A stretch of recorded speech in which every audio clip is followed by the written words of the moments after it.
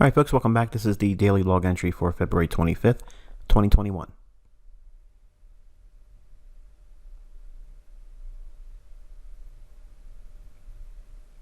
All right, so I mentioned there would be some concern if we traded to this rejection block here and then higher.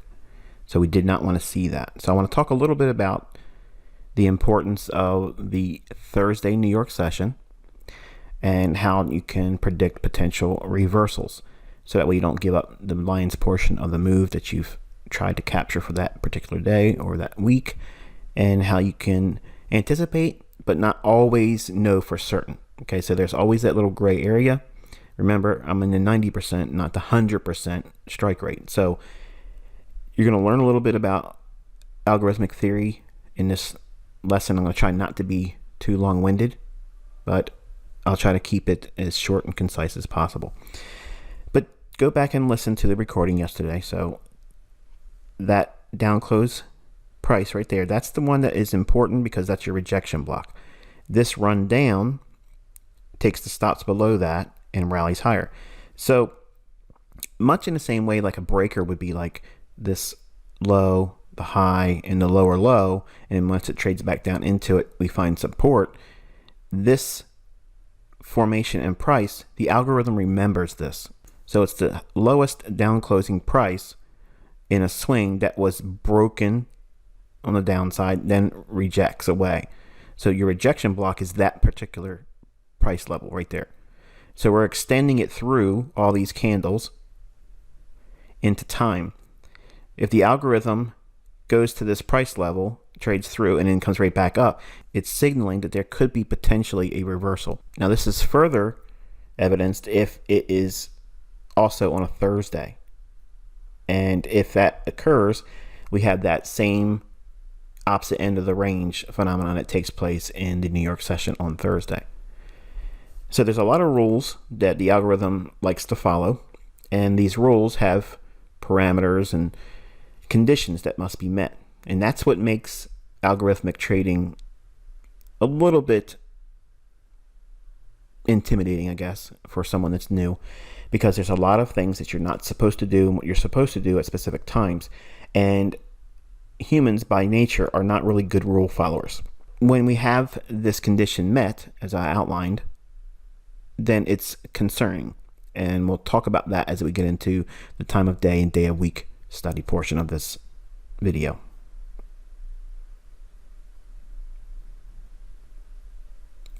Now, looking at the dollar index, now you all are usually just seeing the euro and cable, but I'm bringing in this discussion and teaching because it's salient. It's something that I outlined yesterday, gave you reasons for concern around that particular level. And what I have is that same rejection block that's on the daily candle of December 17th, 2020.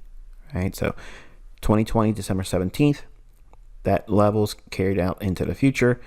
And now this is Thursday's trading. So midnight New York, and then 2 o'clock in the afternoon New York time. Notice that the market trades down into and through that rejection block ahead of the 7 o'clock New York open kill zone. Now this time window here, this is what you put in for your notes. 7 o'clock in the morning to noon. 7 o'clock in the morning to noon Eastern Standard Time. So whatever time it is in New York, you want to make sure that you're anticipating this range on Thursdays because it could potentially cap the weekly range. It does not happen every single week this way. And I'm also stating here that nothing says that this can't ultimately go lower overnight on some kind of a price run and take out this low and go lower. I'm just giving you the framework on how not to ride out all of this because this could potentially be an intermediate term reversal. So we have to see what we get on Friday and then on Sunday's trading. So if you're in a move, say you're short back here dollar or in here in long foreign currency, wouldn't you want to know when these turning points are likely to form so that way you're not caught off guard? That's what I'm teaching here tonight. Now, this isn't the first time I mentioned how Thursday's New York session caps the weekly range. We've been talking about this for a number of weeks now. I'm trying to frame the idea of how the market delivers the daily ranges, how the intraday turning points occur at the kill zones as I teach them, and how that framework works within the higher time frame bias that I give you in the commentaries. This video kind of divides that portion, and for the next couple weeks, majority of March and maybe half of April, each video is going to be predominantly teachings. Okay, it's going to be lessons. Now, I'm not going to be pointing to anything like, here's where the market's going to go here, focus there. I don't want you thinking anything like that for the next couple weeks. Okay, now when I say couple, I'm not talking about two. Like I said, it could be as many as 6 weeks before we go back into pointing where the market's going to go to next. Now, I already know some of you are hissing and moaning. Oh, come on, ICT. I need the time in the videos to teach the lessons because I've not really considered too much until just recently. The number of videos that you're getting now, it's overwhelming. Remember, you're only supposed to be getting a Wednesday video and a weekend video. And for charter members, they'll have another video. And I'll have it to you before we close on February. Last day of every month going forward, that's when the next charter member video will go. Okay, so there hasn't been technically a charter member video for 2021 yet. So the last day of February, the 28th, that is the day you'll get your charter video. All right, so the amount of content you're getting is a lot. So the question I'm getting is, where am I supposed to go? Because this is crazy. Like I already have a ton of videos to look at. What's the order I'm supposed to go in? And I'm going to say it again here so that way you know how to use your time going forward. The lessons that I'm giving you every single day, you need to be considering them as the most important. So right now, the real-time stuff that comes to you, that's the most important. You're going to hear things that you're not going to understand or have any understanding about the importance of it. So you're going to be recording those questions and concerns in your journal. The next videos that are the highest in importance is the 8 videos that come in each month's content. So you're going to study that because by going through those, it helps you understand from a foundational standpoint the things I'm talking about in these lessons.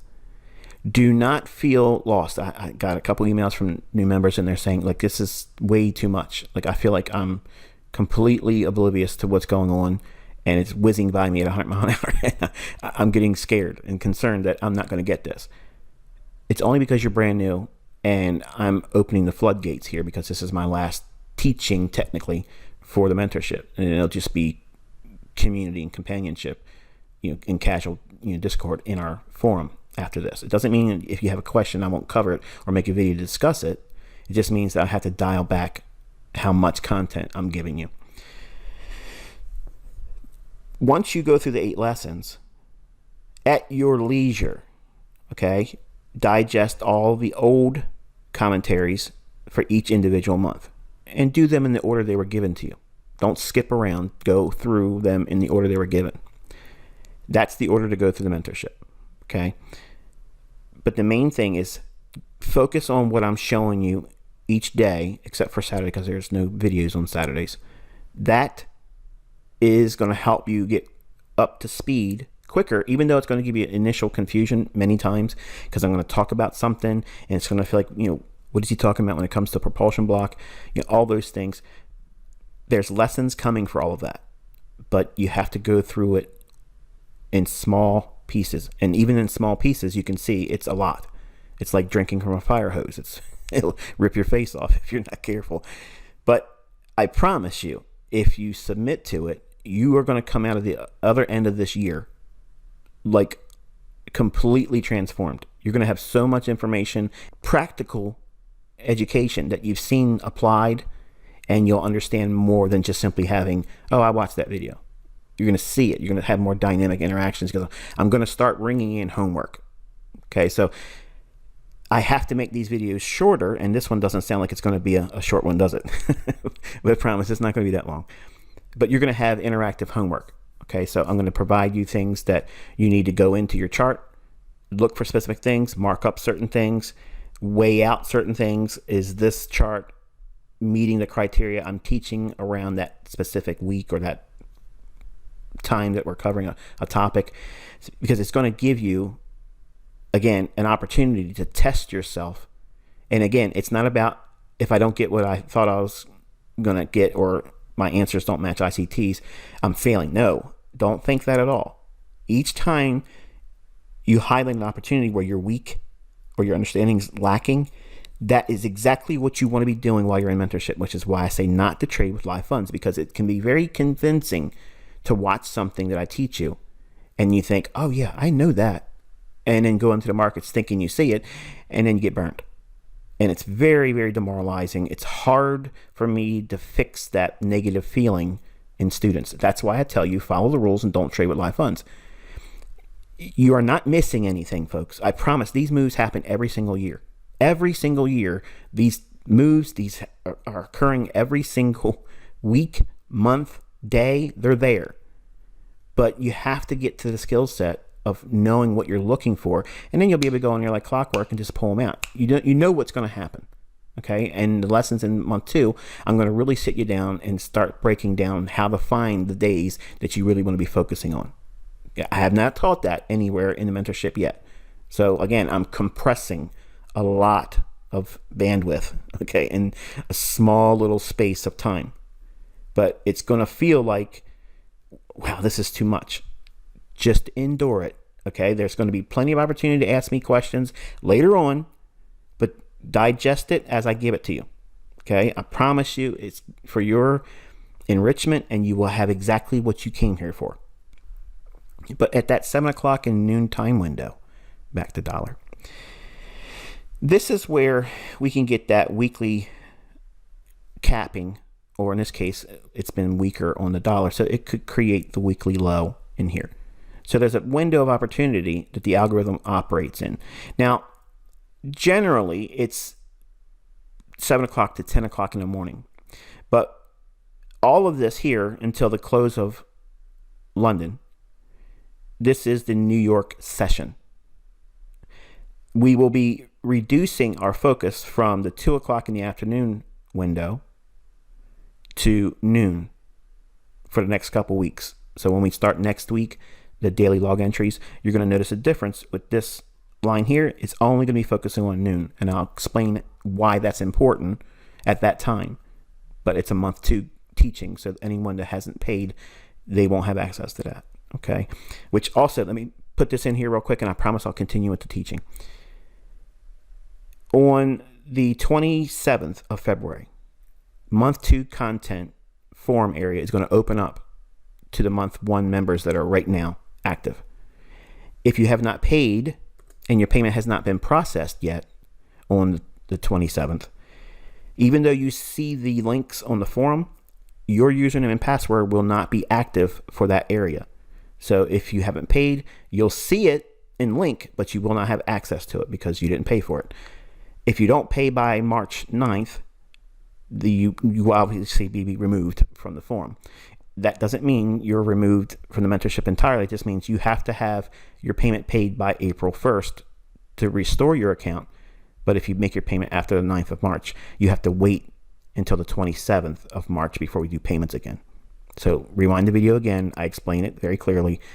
Just know that you have to pay before March 9th to have access to the links with your username and your password for month 2.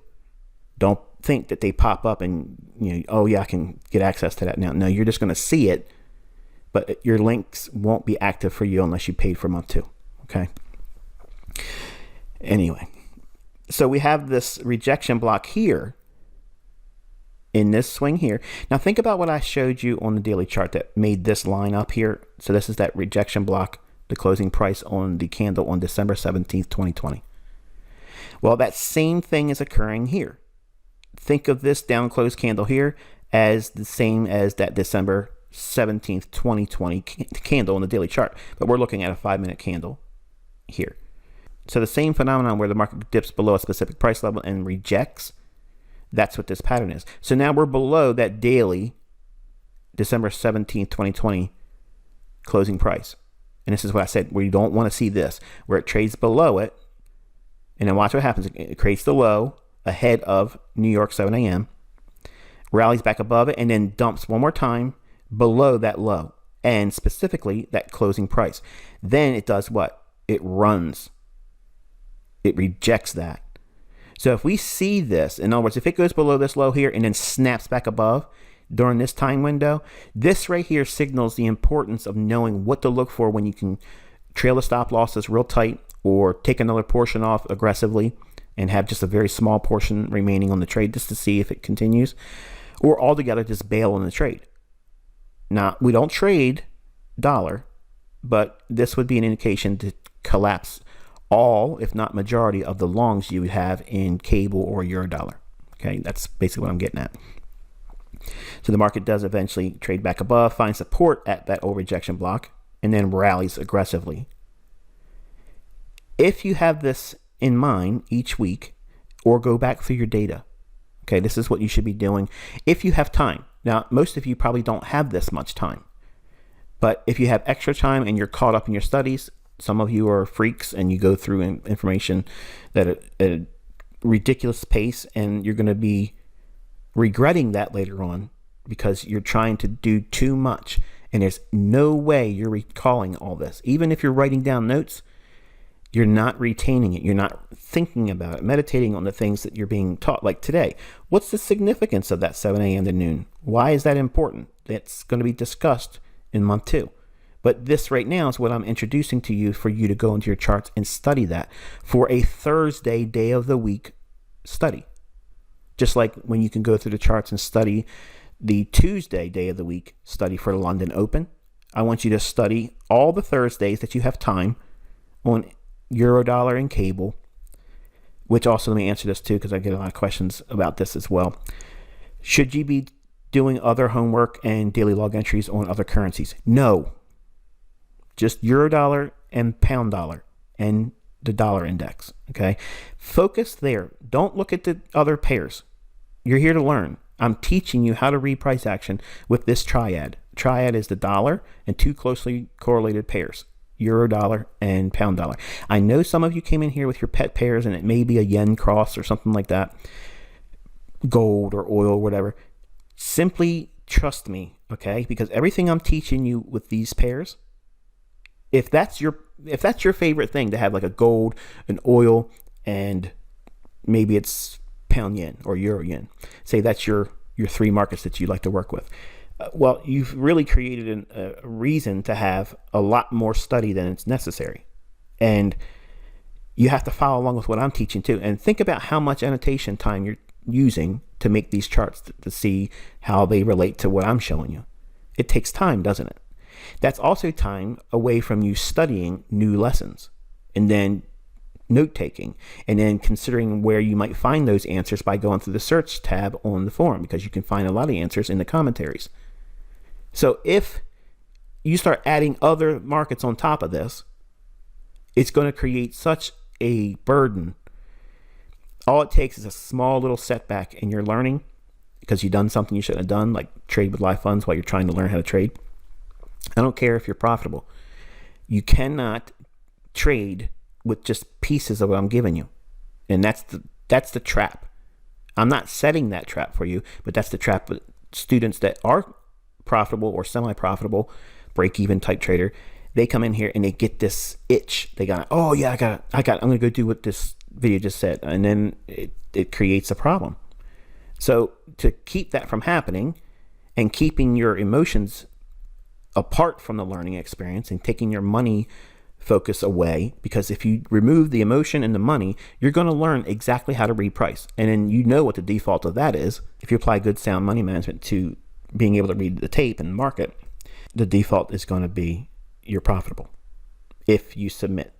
Okay, but if you don't submit, you're going to have a whole lot of trouble here. Okay, and I don't want to see you quit, and I don't want you to get frustrated. But if you follow what I'm saying, you're going to avoid those things. All right, so let's go over to the next pair, and that is the euro dollar. This is the 5-minute chart. So if you have your chart look like this and then study it and come up with your own annotations, I'm going to show mine. All right, so I gave you the daily fair value gap. I said this is where it's going to trade up into. This is what I think it's going to reach for. So we had a framework on the daily chart. So I'm going to dig into that all through the month of March. And you're probably thinking, well, it's not that much of a move, Michael. How could it be spread across the entire month of March? We're going to get real detailed. We're going to get real detailed, and that way you'll see how to go into your charts in between my videos. So that way you're really pulling out the gems of understanding how IPTA operates and how it delivers price. But I have to ask you, obviously I can't see you respond or hear you, and please don't email me, okay, because I'm getting way too many emails. But isn't it fascinating to see how the things I'm giving you and showing you and the logic as to why it should go to these levels, and then when I point, it goes there. It's like walking a dog on a leash. Now, I don't want to sound arrogant, because that's not the point of what I'm trying to press upon you. It's the forecasting, the prognostication value of what you're learning. It's phenomenal. It gives you context to all the chaos that you see in these candles. And these folks that go out there and say, you can't time the market. You can't predict the market. Nobody knows what intraday charts are going to do. It's all noise. You have seen for the last 4 weeks plus. You have witnessed it. Now,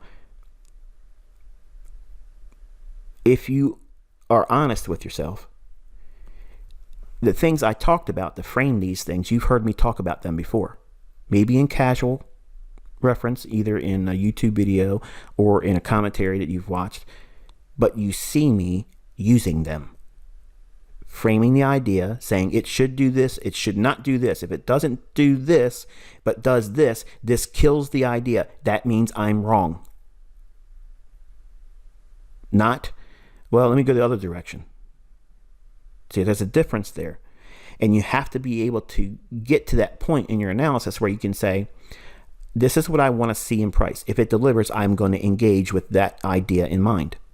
But if it doesn't deliver that and something else occurs, I have to submit and say I'm wrong.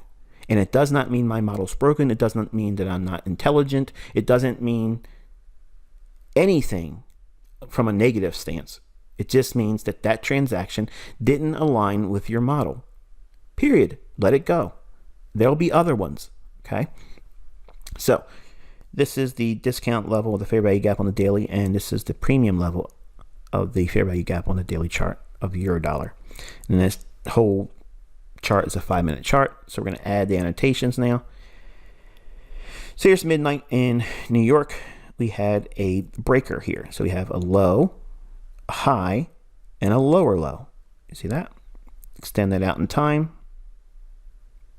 Hits it beautifully in London. Also, optimal trade entry. Okay, right in here to here. See that? London, open. What's the bias? We were looking for lower prices in dollar. So a mirror image of that in euro would be higher prices in euro dollar. If it's going higher, what time of day should the low form? London open kill zone. It creates a drop down. This is a Judas swing. This is what tricks traders. They see this move, they chase it. Price rallies, comes back in, institutional order flow, right in the heart of London. You see that? Why didn't it come all the way down here, Michael? Because we've already had a stop run down here. You see that?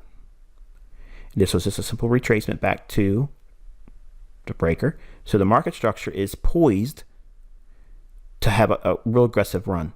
What's it going to reach for? The levels here I mentioned on the daily chart. That's our objective. That's terminus. Okay, this is where we think it's trying to reach for. It can go higher than that, but we don't care. We're focusing on this area here as a draw on liquidity. So if we're trying to buy euro we need to see weakness in dollar, which we saw.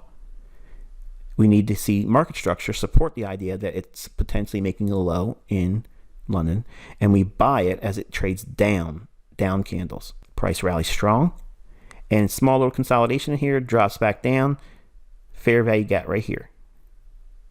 Why not this one here, Michael? Because we had relative equal highs here, and it ran through. Think about the logic, what I'm about to say here, okay?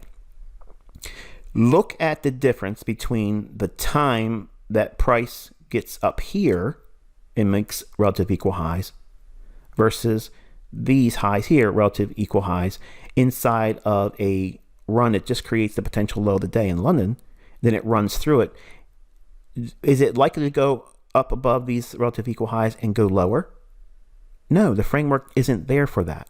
We're looking for that lower run on dollar on its daily chart, at least through that rejection block that we outlined.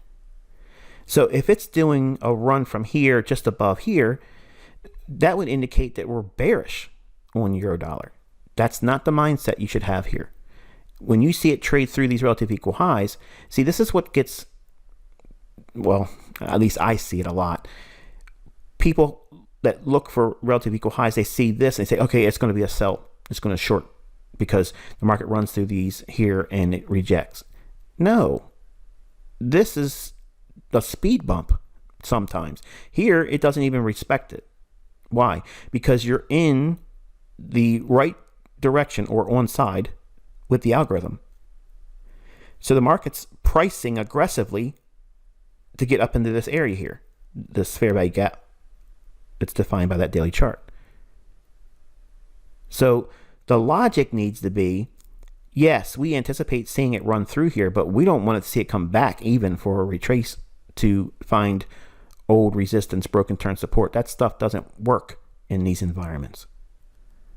So buying it on the first return back into a fair value gap while you're still in the London open kill zone, this is institutional order flow entry drill. And you can be a buyer there and not be fearful that you're chasing. And this is also where those classic continuation patterns of a bull flag work. That's how you use the logic. And like once you get through all of my content, you're a charter member and you find continuity and consistency in reading price, go back into a classic study of continuation patterns in like a book like John Murphy's Technical Analysis of the Financial Markets, which is the retail Bible for the average trader.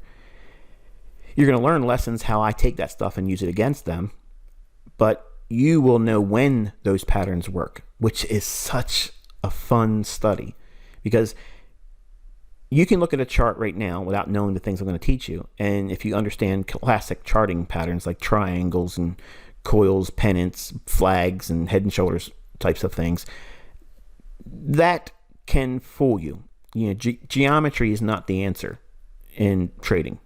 It's much more deeper than that. And it's all about liquidity. And I don't want you thinking that whenever you see these relative equal highs and it's going up there, that that's a sell in and of itself. It's not. This could have easily went up here, paused without coming back down, created this scenario here, just in a smaller little fractal. Like everything that took place here where it consolidated for each 5-minute candle here, it could have created one right in here, very small, came back down in here and then rallied and again denied them any retrace back to this old high. So we want to see this opening here. Why? Why is that important? Because this is a breakaway gap. We are not trading the breakout. We're trying to buy it when it goes down here. We want to see openings in price like this remain intact. Which brings the question, whenever you see a fair value gap, like this right here is an imbalance, I would label this as a buy side imbalance, sell side inefficiency. Whereas if I was looking at a area like this little area here, okay, before it becomes a balanced price range, you're probably looking at this BPR. Man, what does BPR stand for? It's balanced price range, and you'll learn about that, but I'm going to touch a little bit here. But the small little gap here, or the imbalance, by nature and category, it is a buy side imbalance, sell side inefficiency here and here. Okay, and that's the classification for it. But how do you define it? Why am I going back and forth from fair value gap to buy side imbalance, sell side inefficiency, or sell side imbalance, buy side inefficiency, BISI, SIBI? If I'm looking at the time frame like I am here, okay, and I can see areas where there's a buy side imbalance, sell side inefficiency, that means it's basically a big candle up, and you can frame it with a candle before and after. So it's just a small little area here. This would be labeled buy side imbalance, sell side inefficiency. If I was questioned, like, what would you call that? That's what that would be, a BISI. This is a fair value gap. Now, why did I say that and not call this a fair value gap? Because this is smaller in relationship to the range that's created here. So the larger the inefficiency is on the time frame under study, classifies it whether it be a buy side imbalance, sell side inefficiency, or a fair value gap. But they're both imbalances. It just means this is a smaller one, and this one here has a lot of responsiveness versus the larger ones. The larger ones tend to be partially traded into or half filled, and if it completely closes, that's indicative of something else that you'll learn later on in the content. Okay, but right now just know that it's important to note all those levels, extending them in time. Over time, if you do this, you're going to have a ton of these ranges extended forward. For now, keep a study going forward for a week, okay? And if you use the way I've been teaching you to manage your annotations, I know that a lot of you have been sending me other things to do as an alternative. I really like what I'm doing. I like the idea of grouping them with the object tree and then being able to ring them in whenever I want collectively. You may not like that, but whatever suits you is fine. But I'm going to stick with what I've already done. So I appreciate your tips in regards to managing all that in terms of managing the notations and annotations on the chart. But you'll see there's a way you can do it with the last 3 days and the last week and the last month. And I'll touch on that more as we go forward. But right now, do your best to manage the annotations, because you can turn them off. You can toggle them on and off. And if there's too many of them on, you focus on an hourly, focus on a 15, and focus on a 5 minute, and extend them in time. And you'll see most of them are already going to overlap anyway. So like a 1 hour imbalance may have a smaller fair value gap on a lower time frame that's more salient to where the market's trying to draw to, and it may not need to completely close in the full imbalance that would be otherwise seen on an hourly chart. It'll make sense as I touch on that, okay? But right now, we're already going on so many different topics, again, which is why I say it takes layered lessons. All of this stuff has to be given a little bit over here, a little bit over there, and then over time, you see how they dovetail together. But let me get back to this lesson here.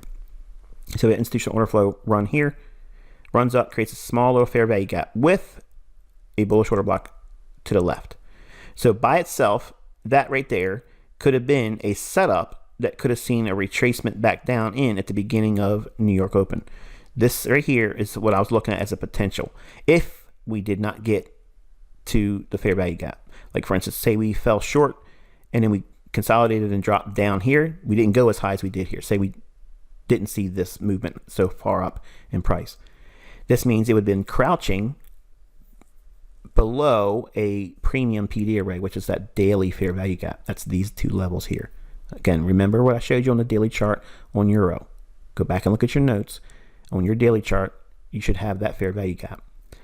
It'll be in the weekend commentary video. Okay, so that way I'll bring all this back into discussion. But if it would have failed to get to this level initially and drop back down in New York, I would have been inclined to take a long if it traded down into that at New York and then running up into the fair value gap.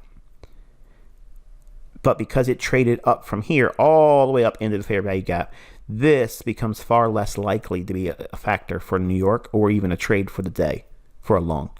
Because what we have done is we traded to the discount level of that fair value gap on the daily chart, and then we went to consequent encroachment. Then we consolidated, then we dropped down at the tail end of New York Open, trades back down into this fair value gap and this small little down close candle. I know it doesn't look like much, but it's there. So we have a fair value gap here. Add the spread to the order block, factor in some pips for the fair value gap. Buying that, then you can attack the buy side liquidity pool relative equal highs here. And it doesn't even completely close in the fair value gap. You notice that? But it does run the buy side liquidity pool. And it hits it at the beginning of the London close, 10 o'clock, which is the heart of New York session, 7 a.m. to noon. So we are at that time and day where this could potentially create the high of the week. Watch what happens. The market aggressively breaks down. So right there, you know that there is something going on. And if you're watching the dollar index, as I was showing you with my little scalping opportunity where I showed you how I monitor the dollar index on the left-hand side of my chart, and I watch the market under study and trading on the right-hand side. You can see the difference in how the dollar index was showing a willingness to resist going lower. And we're seeing that also here in reverse with it not wanting to go higher, and it really strongly breaks down. At a time, on a day, Thursday, where it potentially caps the week. In other words, this could potentially be the weekly high. Now think about that. There's going to be times when this forms and it does break down, but eventually Friday sends it higher. That's okay. But you're going to learn by going through your charts that this many times creates the high of the week, and that's it. Doesn't go any higher. Friday just fails to go any higher than that. What does that give you? What's the importance or benefit of knowing something like this? Well, it gives you the framework and logic as to why you should be taking your profits aggressively here, trailing your stop loss, taking majority of the trade off, and then leave a small portion on, because if you're wrong, it does go higher, then at least you got that. But at least you've taken off, or at least you took the majority of your trade off, and you don't get caught up in this big retracement lower. Now, it makes a lower low on the day. Notice that? Makes a lower low on the day than what we formed here in London. Does this undermine what I taught about making the low of the day in London? No, because it makes the low of the day in London, and then it runs to our target. This is terminus. So at a later time, if it breaks down and goes lower than this, then it's of no concern to us. We're not trying to keep score and saying, ha ha ha, ICT was wrong. See that? It made the low of the day here. No, think about what's going on. The context is important, folks. The low forms, if you're bullish, to buy in the London open kill zone. The terminus, the target, where the draw of liquidity is, where's it reaching for? Where's your objective? What's your levels that you're holding for if you're long? Okay, how many times can I give you ways of saying it? The idea is we're trying to see it go up into here. Okay, and it did. If it breaks down once it trades there, who cares? You should have paid yourself along the way, and you should have really paid yourself when it ran above these relative equal highs, because that's offset distribution. They put these in here, and then once they pump it up above it, they're dumping it. They're selling it and distributing it there to buyers that want to buy, trying to capture a short because they see resistance here. London closed, 10 o'clock. Bam, hits it, and you have Thursday, day of the week. High of the week potentially forming. And then, boop, there it is. So, what is this BPR? I know I've been probably driving you crazy. Can you just tell me what those three letters are talking about, ICT? All right, so we have the fair value gap here. You all know what this is. Okay, but watch what happens over here. One candle, single pass through. So we have a single pass with this range here that creates the fair value gap, extended out in time. And one candle singly passes through. Singly. Is that even a word? Note to self. Check and see. If it ain't, I just coined it. Okay. I got dibs on it. So we break through with one single pass through. Now what has happened here is the market trades on the upside, and then it trades on the downside between this level and this level. What level specifically? This candle's high, this candle's low, which makes the fair value gap. But when you have one candle pass on the upside and one pass on the downside between those respective levels, that is considered a balanced price range. We don't look at it as an inefficiency anymore because the market has done what? Offered both sides, up and down. Now watch what happens. The market trades right back up to that level. Look at the bodies, like a brick wall. Hammered, then sells off, attacks the liquidity over here. Because now anyone that's been long here, they're getting real happy, and all of a sudden reality hits them and they are not allowed to hold on to that anymore and completely breaks down because of all the things I've discussed here. And I've already taught you in lectures before we got to this point. So there's a way to take what I'm saying and say, oh, it's hindsight. Oh, he doesn't trade in front of us. He doesn't give me the signals or setups. He's fake. He's a fraud. He's this, he's that. Go back and listen. And I outlined all these things for you. The logic is there. Where the market's going is there. I'm not sitting down with you and putting you in the trades here. It's already abused as it is. I'm not going to do that much too.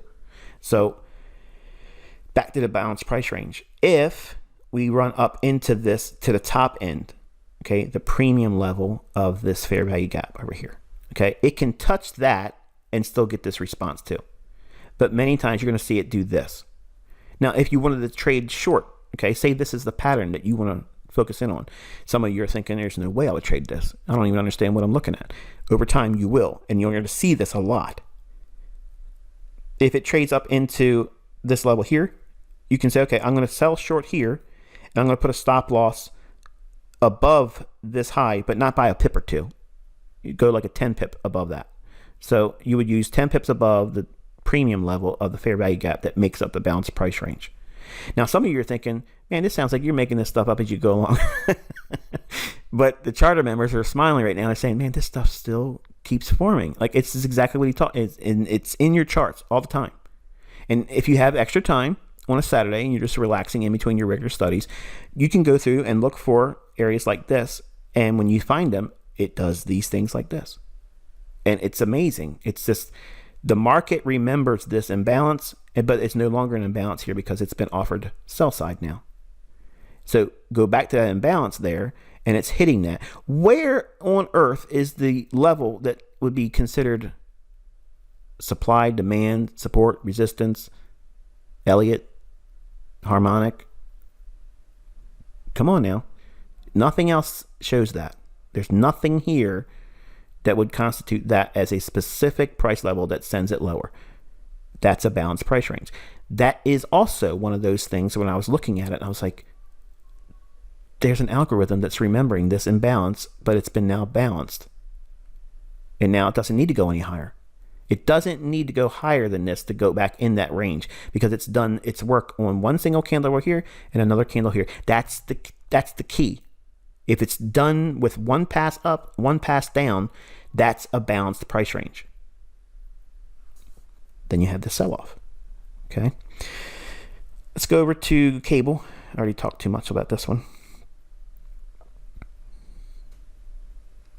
British pound. And here's your 5-minute chart. Frame yours like this before you compare and contrast. I don't have a whole lot on this one, just so you know. All right, so I gave you the imbalance on that daily chart in, I think it was Wednesday's video, where I showed you this level, the consequent encroachment, and in the low end of it. So the discount low, premium high, consequent encroachment, and then up above, somewhere over here, was the other levels that we were looking for as a potential upside objective. Now, some of you are probably thinking, oh, you really got this one wrong, ICT, because you said it probably isn't going to go down. No, I said I would not want to sell short this one. But ring in that 7 o'clock to noon time of day on Thursday. We have relative equal highs. Look how the market's finding support at consequent encroachment, whereas liquidity above here. So if it's going to go higher or if it goes higher to go lower, you need to be focusing here. Market trades above that and breaks down. Notice it's rejecting after it runs the stop. Before I put any more annotations on, I want you to think and see how this liquidity is attacked right there between 7 o'clock and noon on Thursday. So this could potentially be a reversal. We don't know because we don't want to try to pick a top in a strong bull market. It's just a critical thing for you to know, because this could have screamed like it did the other day, 200 pips more. Like, you don't know what it's going to do when it's acting like this. It's being uncharacteristic. Okay, so you have to identify those moments and don't arm wrestle that stuff. That's like trying to arm wrestle a rate decision and trading ahead of the rate decision. Like, you're gambling, just like non-farm payroll. You don't know what they're going to do. It doesn't matter what the data says. If the data says it should be bullish and they scream it the other direction, they're always going to have an excuse as to why. Oh, it was priced in. Well, you didn't mention that before. So anyway, don't get caught up this move here saying, oh, see, I missed this move because I was listening to you. No, because this could have not happened, and it could have had the opposite effect. And it could have ran, as much as you see it drop down here, it could have went that much higher. And if you're trying to sell short and you were arm wrestling it and not using stops or whatever, because some of you in here do that still, it could hurt you. And that's my first priority, is to teach you where you're going to screw it up. Because that, if you can reduce that, you have a better chance of being profitable. And being profitable is going to come in and out. How you hold on to profitability and not blow it out is by knowing the things I'm teaching you. How to avoid getting caught. Here is the 5-minute annotations on top of that daily levels. London open kill zone. Creates a low here, runs up, shallow little run above this high here, consolidates and drops down ahead of New York open, and then consolidates on the consequent encroachment, and then a run up just to take out the buy side liquidity here. Now contrast and compare what that dollar index was doing at that moment. Right here, right at that moment, it was indicating to you that it was not wanting to go lower. Isn't that what I said? That you don't want to see it go down below that daily rejection block on the dollar index and then fail.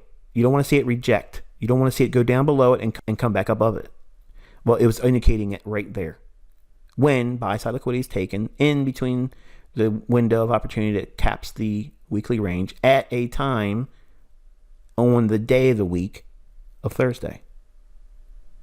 So in the basic framework, and this is not how every week does, but if you think of like Tuesday in a bullish environment, think of Tuesday low of the week London, Thursday New York session, high of the week. You're going to see a lot of that, but there's times when the market is in a hurry and it'll create the low of the week on Monday, London. Or if London creates a low on Monday, while it's underlyingly bullish, everything around this is bullish. Monday creates a low, and then Tuesday goes lower than that on London. That many times is the low of the week. And then you can see it blast off and go higher. And then look for Thursday, like we're framing here. That's usually the high of the week forming there. If there's opportunities that have high impact or medium impact news on Friday, we could see a continuation into Friday's trading. But if there's a lack of any real significant drivers on the economic calendar, usually the framework on Thursday holds true, and you'll see the opposite end of the range. Now, what I just gave you can be reversed when you're bearish. And what I just gave you is the blueprint to making millions and millions of pips. Okay, it is literally like that's the blueprint. Like that's the blueprint to IPTA from a very big macro stance. Just looking at it and saying, okay, what is it doing?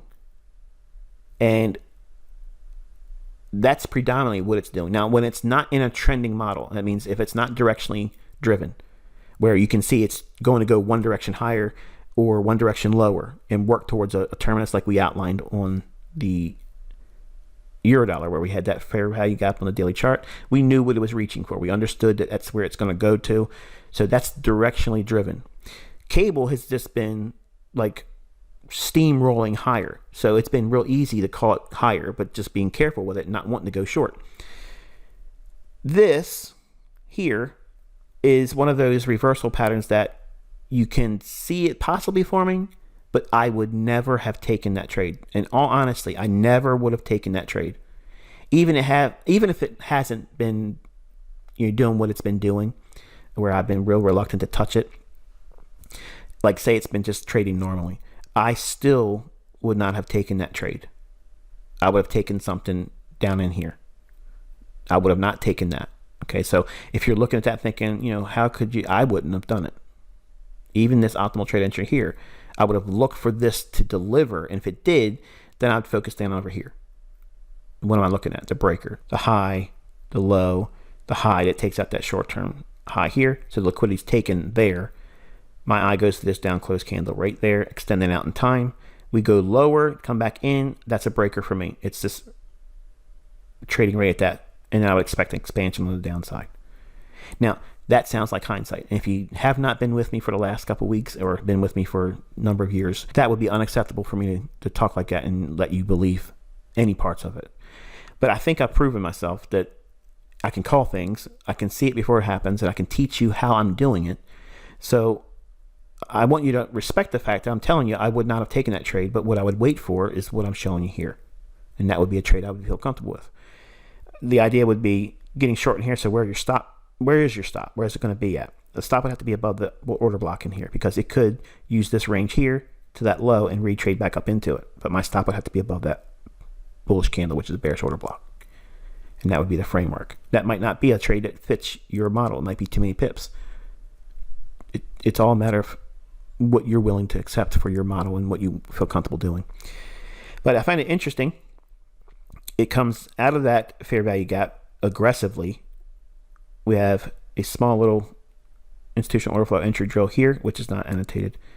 And then it runs aggressively lower and right into that 140 big figure. Isn't that interesting? Hits that, bam, and consolidates. So the main takeaway in this discussion, which was really long-winded, I apologize. I didn't want it to be this long, but I had so many opportunities to talk about other things that are very closely related to, which helps you understand the logic of one or two things that's being discussed. And that's what I mean. Like the content is dense. It's a lot of things. It's a lot of moving parts. But when you take all these parts and you bring them together slowly, okay, one thread at a time, you don't see the image that I'm forming. You have no idea where I'm taking you. You have no understanding of what this is going to come together and you'll be able to see. But it really feels like, if you've never seen the movie The Matrix, it's corny to say it, but the way the guys are looking at that screen and you just see zeros and ones, everything's in binary. And the guy says to Neo, he says, look, I don't even see it anymore. I just see that's a blonde, that's a brunette. Well, you'll see these candles and they'll be just like that. It'll be completely something that nobody else would understand. And it would be so hard for you to describe. And you're going to appreciate how hard this is for me to articulate. It's not a matter of just do me a 5-minute video, ICT. No, there's so many things to this. It's a very, very rich tapestry that needs to be understood one thread at a time. And once I show you them over time and then I draw the threads tighter, the image will become clear. You'll know what you're looking at. But there has to be some kind of initial confusion that you are agreeing that is normal. That's a normal thing. Over time, things will be drawn together and then you'll start seeing, oh yeah, this is one of those moments where it makes sense for this to happen in the marketplace. And when it happens, and I've had a lot of emails this week, a lot of emails from students that just said, you know what, something just clicked and I'm seeing it now for the first time. And these are people that have been with me for a while, not just the members that just started last year or whatever. I'm talking 2017, 2018 group. They're like, this, it just finally happened. Like I see it. I had my epiphany. I had that aha moment. And it's emotional for me when I see that in the email, because even though I don't have the time to go through them, when I start to read them, I get hooked and I have to read them to the end. And it's such a good feeling. And I just do a real quick bullet point response because I want to say a whole lot more, but I have other things I got to get done. So I hope you don't look at my responses as not as celebratory as you may have expected, because believe me, I'm prancing around the house like a peacock. Okay?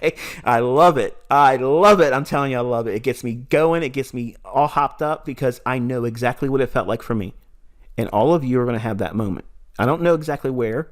I don't know what it's going to be that makes it happen for you, but it's such an awesome feeling when people tell me I see and understand my model. I know what I'm looking for, and I watched it for the last couple of weeks, or I watched it the other day, and the first time it unfolded perfectly like I was expecting. And that is such an emotional experience. Like, you can't tell me, even those of you that had sent me that email, you're smiling right now and you're like, I know. But be honest, doesn't it feel like your email doesn't even scratch the surface to how good it feels? Like, it's amazing. Like, you feel like you're going to get a knock at the door. Like, someone's coming because you know something you're not supposed to know. I mean, think about what we've been doing for the last couple of weeks. We're calling the market before it goes there and turning where we want it to. Who else does that? Nobody does that. They get once in a while right, and they make a big grand stand about it. Look at what we're doing. This has been going on for decades with me. Quietly, under the radar, drawing no attention to myself. Imagine me walking around knowing this stuff and looking at people on the internet bragging about what they can do with these indicators and moving averages and animal patterns and how silly that stuff is. And then you can look at this and it's just like, what? Yeah. And it makes you wonder how much money is being made by people that know how to do this, and they have billions of dollars backing them. You can't comprehend that kind of money. It's ridiculous. Like, it's ridiculous. And that's what the central bank does. It cannibalizes institutional trading. They provide liquidity, but they cannibalize on those traders as well. Because the Goldman Sachs boys, okay, the UBS, the Citi guys, they are not the upper echelon. They are not, okay? They're good. They're better than retail. I'm not trying to diminish that. They're good. But they don't know what you're learning. It's not taught in any of their curriculum, and none of the traders at their desks know this stuff. You're learning things that you're not supposed to know. You're not supposed to have this perspective, because this is the 90% bracket that's on the other end of the 90% bracket that loses. Remember, it's a net sum zero game. For every winner, there's a loser. So if there's a category that they constantly tell you, 90% of traders lose money. Okay, well, who took the other side of those trades? There's two sides of every coin. So, yes, I teach you how the losing crowd loses. That's what those free tutorials do. And here, I flip that coin over and I show you what the other half is doing. How am I calling the markets like this? It's not retail. There's no books. There's no courses. It's just this. And I don't know what you're able to do with this. Like, I don't know what you're going to be able to do and where your threshold is. Like, when is success for you? That's all personal. And that's the part that I can't wait to read. I want to hear your stories. Like, I want you to do some amazing things. Not teach my stuff, not rebrand it. But if you want to do signal services and just smash it, not teaching them what you're doing to make the signals, but give the signals. Some of you in here are so hopped up about trying to make money, and you're doing it wrong by trying to sell my content. If you just submit to this stuff, learn how to do it, you would have a huge crowd literally at your beck and call. Anytime you want to open up a signal service and say, hey, watch me for a month, I'm going to do it for free. Nobody's willing to do that. Nobody out there that does signal services go out there and do a signal service for a month for free and put themselves on the line, because they don't trade well. They don't. They get you in here and, okay, we have a really good way of managing money. We can absorb 50% losing and still make money. I don't like that. I don't know about you, but I don't like being wrong half the time. I hate that. To me, that just drives me nuts. And now you're going to ask me to risk my money on a 50-50? I could do 50-50. Flip a quarter. That's the same thing. You're going to find your niche in this, and you're going to be happy once you find it. And try not to overdo it. Don't tweak it. Don't supercharge it. Okay. Just find contentment in enough. And if you can just simply accept just a little measly 1% each time you enter the market, and that's what happens as a result, and you get stopped out on the balance, you still are going to do phenomenal if you're consistent. Like if you ever sat down with a spreadsheet or calculator and just worked up the numbers, and you basically have 20 trading days a month. Now you're not going to be profitable every single day. That's not realistic. Besides, you have non-farm payroll in there, and you have other days where there'll be heavy-duty impacts to the economic calendar, so you want to be mindful of that. That's going to cause concern, or maybe a day off. So it's not I'm going to trade every day. There's times when you want to make sure that you're respecting that risk. Sure, you could make opportunities out of that day, but why? Why push it like that day? You don't need to. So if you frame it where you're making anywhere between 8 to 20% per month. Now, I'm not saying this is something that you should expect, but I'm saying as a target, that means that you've been doing it for a while, you're consistent, and you're able to manage your money correctly and not feel impulsive about, I have to take a trade. If you didn't take a trade in the last 2 days, are you dying to get into the market now? If you are, then you haven't controlled yourself yet, and you have to do more of abstaining from trading. And you condition yourself by doing that. And don't even look at the market. Don't even look at charts. Don't even paper trade it. That's how you fix that part. So once you get to that point where you can manage yourself well, and you're disciplined, and you understand what you're looking for in your model, and you can understand institutional order flow, it is very easy to make 8% a month. And it's realistic to make 20% per month. 20% is literally 5% a week. Like, that's nothing. Like, that is literally nothing. In years ago, where we were trying to look for a certificate of deposit in the bank, I have a friend of mine that's family's very rich, and he would always ask me, what do you think this CD would be? And they would be like paying like 4%. You got to keep the money tied up for like 3 years or whatever. I said, why are you doing that?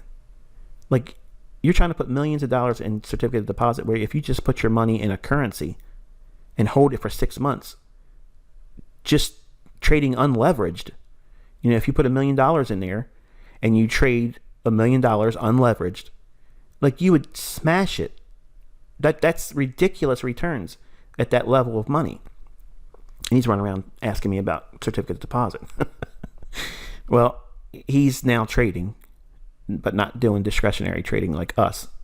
He's doing index trading with a firm. So they put him in an index, and they just let the index rally, and they get all the credit for doing nothing. That, to me, is lazy. But if that's what is needed for him to finally get to the point where he falls in love with the profits of trading, that's cool. Because I'm trying to teach him to break away from that and do his own thing.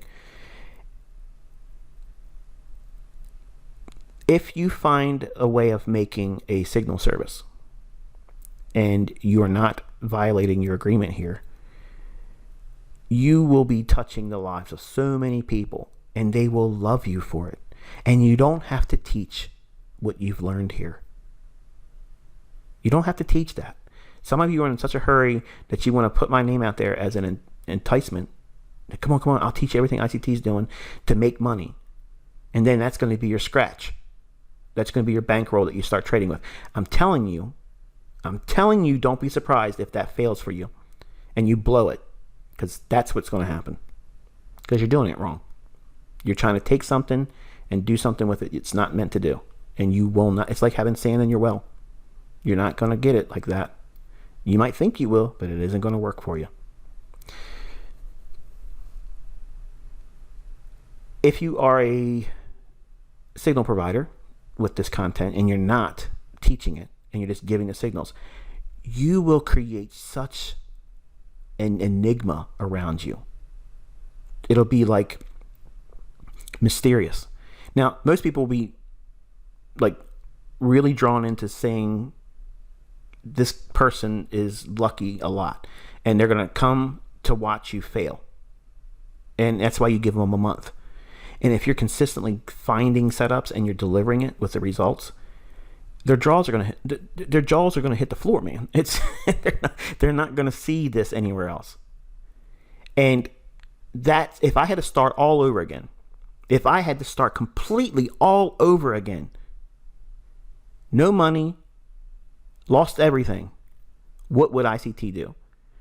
I would literally go on YouTube without any reference to me, and I would say, okay, I'm going to, and I would do it with text. You would not see me. It would just be comments that would come up on the screen. No talking.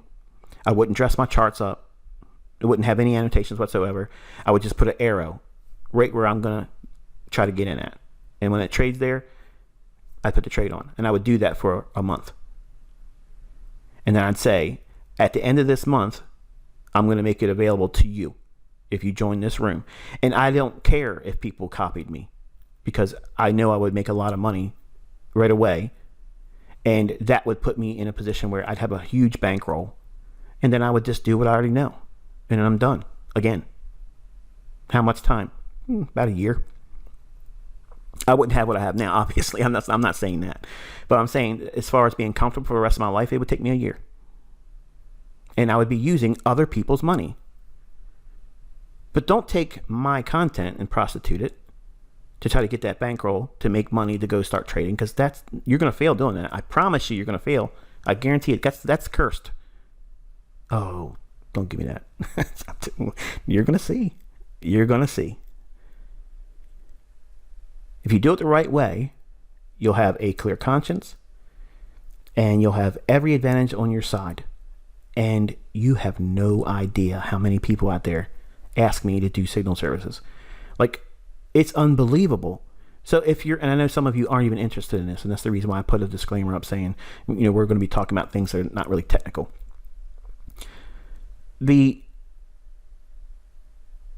level of interest in people wanting to make money but not learning, they're not interested in learning. It's too much. It's too hard. I don't want to do it. Like, there's a lot of people that lost their job. There's a ton of people that lost their job. And they're dying for any way to make money in these markets. If you learn this, okay, if you learn this, you would be such a blessing to some. I mean, look, even if I advertised, say I advertised and I wanted to do a signal service, which I have no interest in doing. I want to dial back my activity. I'm going to go back to being reclusive again. But some of you are hot shots and young, and you have all this energy right now. If you can bottle that and put that into a signal service, you have no idea how much money would be coming to you.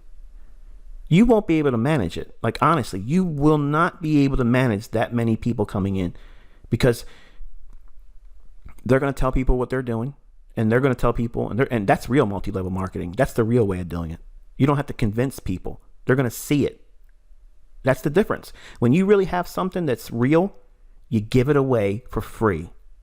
Do a whole month of it. Let them see everything. Be transparent about everything. And man, you will see people throwing money at you. Throwing it at you. Please take my money. I want to join right now. And as long as they're making money, they will not care that you are not teaching them. So who's going to be in demand all the time? You are. They're not going to understand what you're doing, which is going to drive them crazy. Okay? It's a mystery. It's a romance because they're in love with you. They just can't separate from you. You're probably going to have people like literally, trying to find everything about you, stalking you, because they want to know everything about that person that's calling these market moves. And if someone is very, very, very creative in their marketing, like, man, you could literally mint yourself in less than a year and never have put a significant amount of money in the marketplace or ever risk any more of your own money. Think about that. What's the rate of return if you give signals with a demo account and you make millions of dollars a year on subscriptions? What's the rate of return on that? It's infinite. It's infinite because you really are putting no money up on your own, but you are giving someone else access to a skill set that they don't have, and they have to continuously pay. Now, you can see how clearly I could have abused all of you if that was my nature or character, because I could keep you on this monthly dopamine, and most of you would keep paying. I don't do that. And signal services are meant for that. They knew what they were getting into when they sign up. So I don't think there's a conflict of interest there. It's a service. They want to be a part of it. They have to pay. But you are on the hook. That means you have to deliver. So the best way to manage that is not have your own money at risk and do everything from demo. And also that's how you beat the regulations, because you have to be very, very careful if you operate with a live account and tell people, I made this much money. I'm saying that if I made this much money, you can make this much money. Boom, you're in trouble. Okay. If you show them for a month, they're not going to care that it's a demo. They're not. And the ones that make a big deal about it, they never would have paid you anyway. You just look past them. But you have the opportunity to carve out such a lucrative career for yourself that you could use to bankroll your own trading. If you don't have a whole lot of money right now, that's one way you can do it real quick.